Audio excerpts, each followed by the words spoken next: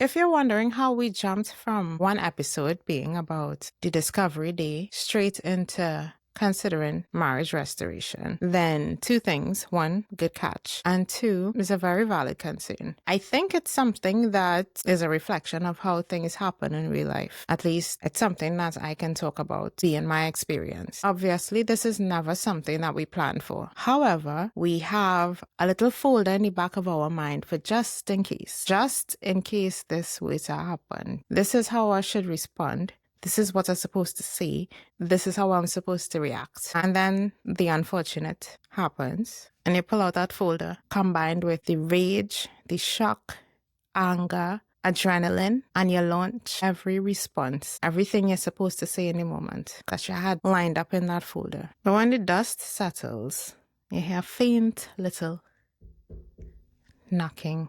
But your mind's saying, no, we need to stick to the script. But your heart is whispering, yeah, but that's not what I really want. That battle between the two internal command centers, that conflict is the perfect breeding ground for compromise. And it's not even the compromise that you make with your partner. It's a compromise that you make subconsciously within yourself. It's almost like if you turn on yourself, where you become both the perpetrator and the victim. In this episode, I want to talk about something that I would refer to as the post-betrayal reflex. I want to talk about a very important step that we skip because we repackage it as something else. And I also want to talk about the fact that the choice to stay or leave not being the primary decision that we make when faced with the aftermath of betrayal. Let's go.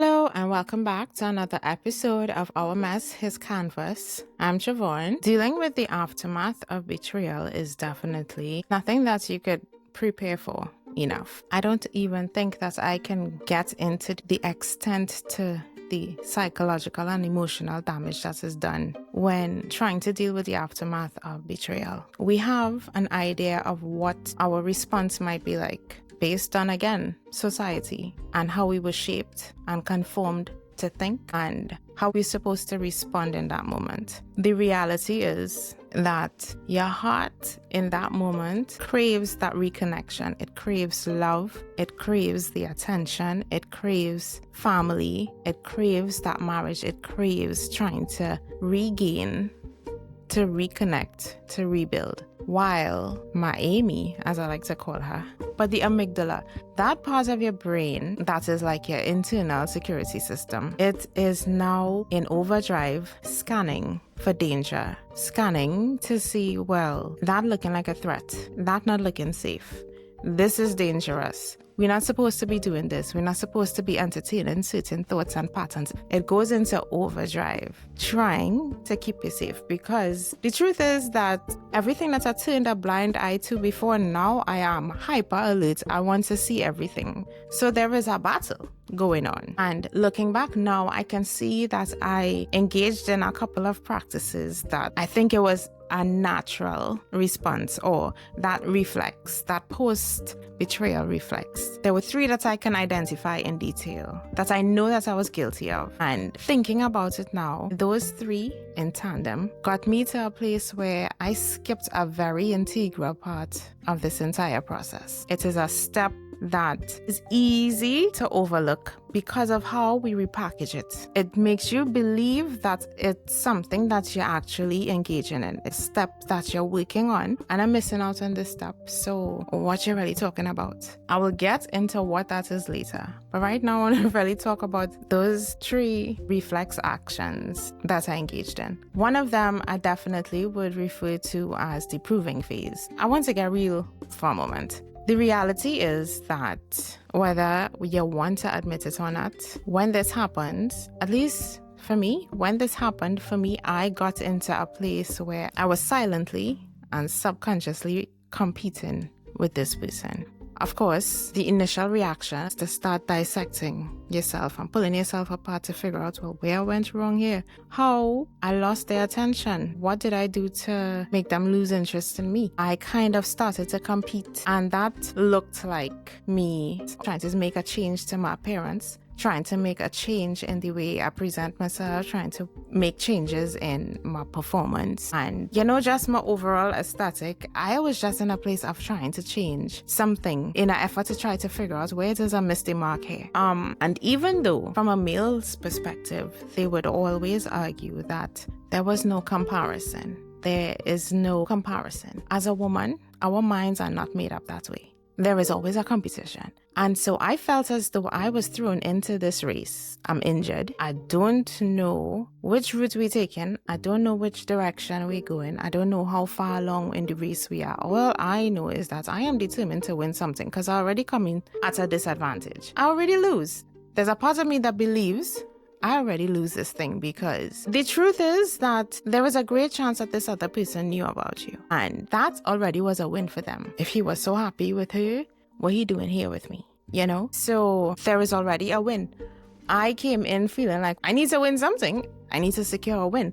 And so I started to put all of these changes in place, just trying to, maybe it wasn't even to prove anything to them, to him, but for me, to remind myself of who I am, to ground myself in who I was, to kind of remind him of who I am. I don't know if that makes sense, but I just needed to not necessarily prove to him, but more so myself prove to me I am still that girl. And another thing that I recognized, looking back now, I recognized it was problematic, but then I didn't think of it as an unnecessary ask. I felt like it was just a natural request. And that is what I'll probably call the crisis control mode, where I felt like, well, I am making a decision to stay. I am making a decision to forgive and for us to work on this thing. So now you are at my mercy. I have to forgive. Therefore, these are my rules. Again, my Amy is in overdrive. My amygdala is scanning for threats. We can't miss this again. That thing that you did before of trying to stop looking, now we're looking at everything. We're scanning for everything. We are checking for everything because we can't miss this time. This not happening another time. And so I felt like if I needed to put some external boundaries in place, some external measures that I felt I needed to do this in order to regain some form of control. And that looks like requesting phone access and making requests to delete certain things from your phone. Or when you're going out now, I needed to check in some more. Downloading a location sharing app. So now I can see your moves. I can see where you're going. I don't have to wonder. That looks like just requesting, okay, no more private phone calls, no more hiding in a corner with your phone. It started to get a little far-fetched. I was making a demand to, now you had to change your job, get a new job. I want another baby.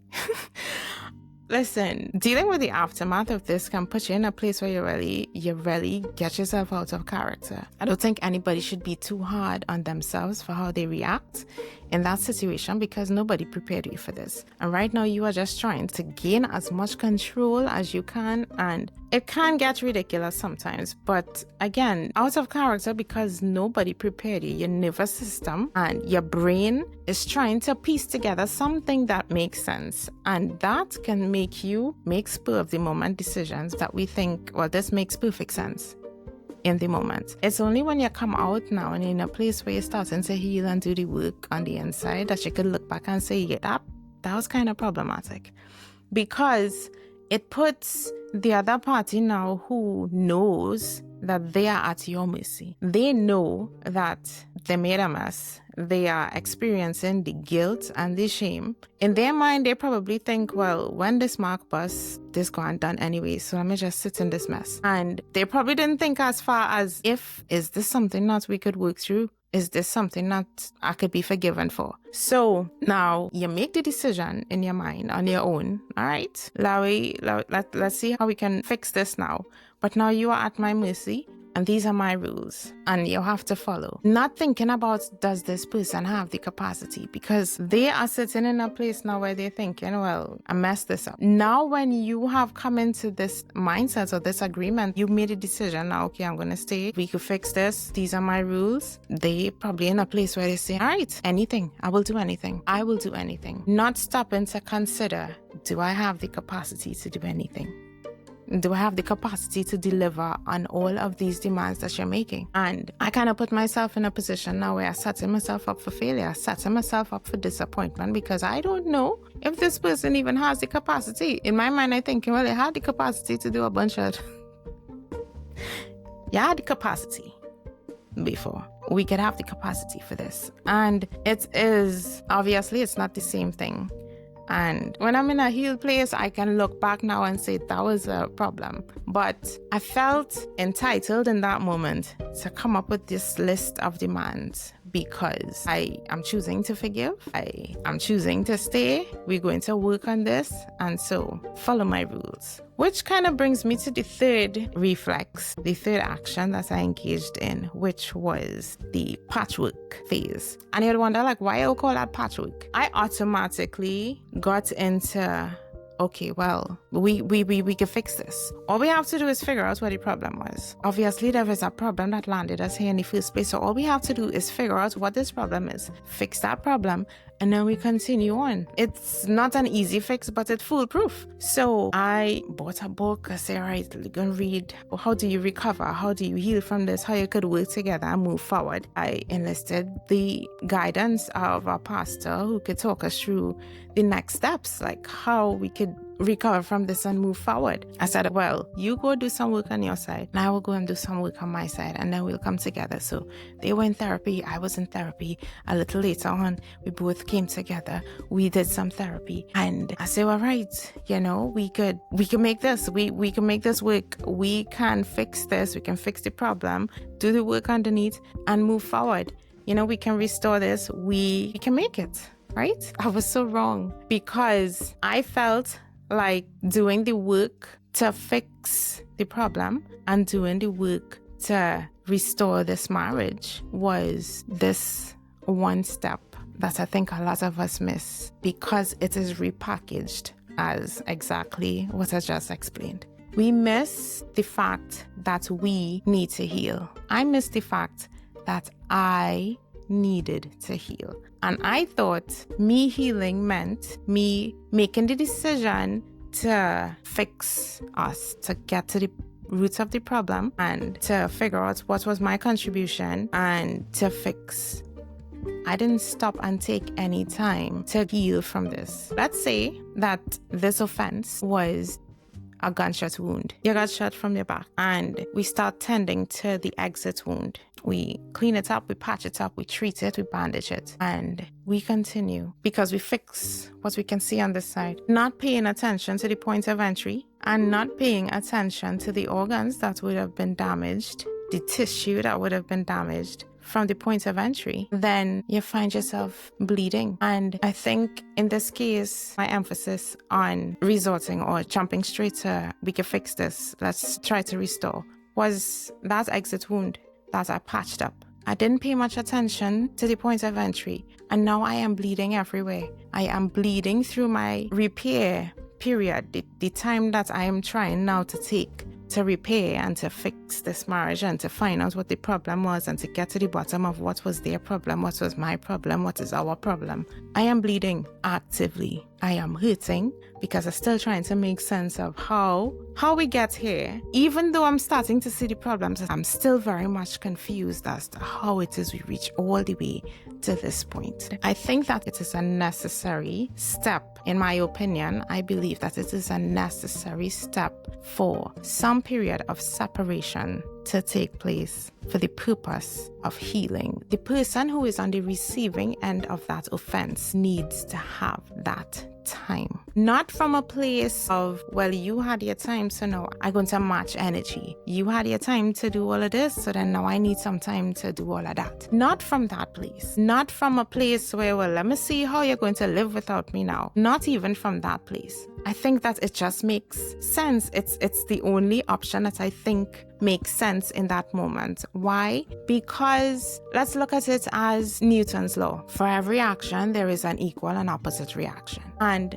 for this offense to be committed, there was space and there was silence. There was some form of separation, at least in the mind of this person. So the equal and opposite reaction should be that this person should also be afforded that space and that silence for the purpose of recovery and not anything else. It is a step that I skipped because I wrapped that whole process up. I repackaged it as just considering not leaving the marriage, not deciding to walk away. I thought that I was in a stable place to make this decision to stay. I didn't walk away. I was thinking of the big picture. I was thinking about my family. I was thinking about what we have, what we built, and I shouldn't just throw all of that away so I can stay and we can fix and we can get to the root of the problem and we can move forward and we can restore. I did not step away and take time to heal myself, to grieve through this moment. My grieving was happening while I was trying to fix and restore. I don't think that we talk about that part enough. I don't think we talk about the fact that this healing needs to take place, because when I talked about not finding a story that looked like mine, when I said that I was trying to figure out, well, how other people moved on from this, how did they move on from here? Everything kept talking about, well, yes, you have to grieve. There was not much emphasis on spending time alone just to heal. Nobody put into my mind, listen, this person took the time and the effort. They made a decision that was not in the best interest for the both of you. And now, because of that, solely because of that, not because of you should make them hurt, not because of they should feel what it feels like, not because you should get your time too, but for the sole purpose of they had that time. Now you require some time. That time is specific for just your healing. It's specific for just you grieving through this thing, going through all of the stages of grief. And I think that that step is so important, not only for the person who is making a decision to continue with the marriage, but it is important just to make whatever decision, whatever has to happen next is dependent on you going through some form of grieving and healing. You cannot completely heal from this 100% in that time. But in order to determine the quality of even a divorce proceeding is dependent on how much time you got to heal and the degree at which you healed, the level of healing that you were able to attain so that you can proceed with whatever has to happen next. Bleeding through a divorce, bleeding through restoration is not something that we talk about a lot. I didn't see much about that. I didn't see much about take the time to dress the wound, not just this part here that is obvious, not just the exit wound, taking care of the entry point and the internal damage. And it may sound like a no-brainer, like, yeah, well, duh, of course we have to deal with that. But when it's repackaged as making a decision, that we already missed it. We have already missed that step. The only thing that should be happening in that moment is this person getting the time to heal, to grieve, just to be, before they start thinking about, well, let's see what we should do. Let's see what should happen next. I think a major contributing factor to us prioritizing making a decision in that moment over taking that time to heal is just the idea of separation in itself. It's so intimidating. The idea of separation is like the step right before divorce. So for someone who does not want to consider divorce, or they're leaning more towards restoring their family, to not tear their family apart, that moment of separation is intimidating for both parties. The offending party is the one thinking, well, this is going to come to an end, so should I even bother trying to put the effort in? Should I even bother? You don't even know if they have the capacity to stand on their own. And then now the offended party is in a place where they are thinking, well, if I take this time by myself, they might run off it. They might leave. If I take this time, I would risk losing them and I would risk losing my family. I don't know what that is going to cost us. If this is going to cost me my relationship, if this is going to cost me my family. So let me not take the time away. It's just the intimidation that comes with the thought of engaging in a separation. I think it's important. It's intimidating, but it is also important because it gives both people the opportunity to do that introspection. It gives the offending party the chance to figure out or to assess or to do whatever. But in that time now, you get an opportunity to, before going forward with making a decision, healing and then taking some time, some moment, maybe not a long moment, but some amount of solitude to assess, maybe from a clearer mind, how to proceed, what steps should be taken next without any external pressure. I just want to urge that if this is you,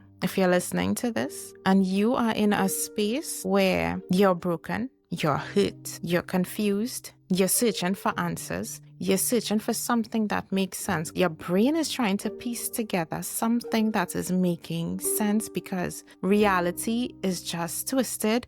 You don't know what is real. You don't know what isn't. You're trying to figure out what is fake and what is genuine at this point. And so you are at a crossroad now where it feels like everything is on your plate now, going forward, whatever that decision is. Should I stay? Should I go? I would urge you to consider taking some time, a moment of separation for the sake of healing yourself to a certain extent. And this separation does not represent the step that comes right before a divorce. This separation does not even represent, well, I just need some time so that we can jump right back into this. This separation represents, listen, you have had your time. You committed an act. I need some time. I just need some time. Advocate for yourself to take some time. Advocate for yourself to get the necessary time. It doesn't have to be a whole long time. There needs to be some amount of time where you get a chance to process by yourself without